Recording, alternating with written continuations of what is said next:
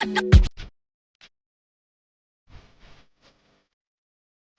Groomers, this is Jessie with Sharp Edges in Oklahoma, and I wanted to talk to you about your clippers.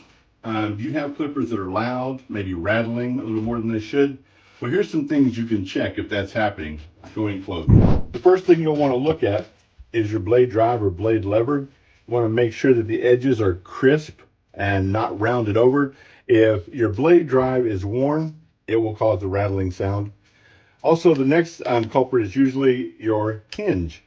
You'll want to make sure that the hinge is in good shape. The way I test hinges is I put a blade on and then I will just pull back on the hinge.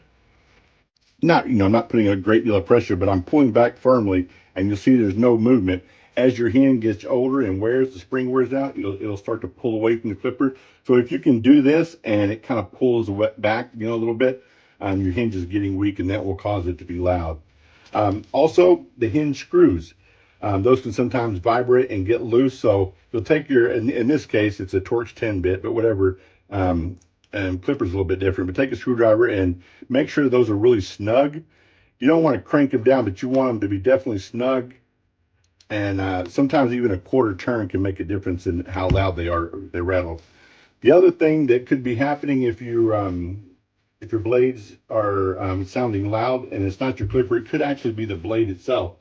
Now, on the back here, this area right here is called the socket, and we call these the ears on the socket.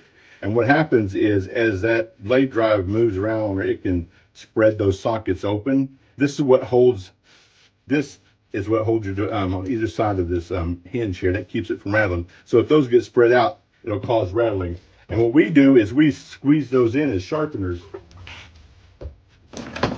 But if your hinge is in good shape and your blade drive is in good shape, what you can try is very carefully and very gently squeeze those in just a little bit and put those back on your clipper, and then run, see if it quietens them up.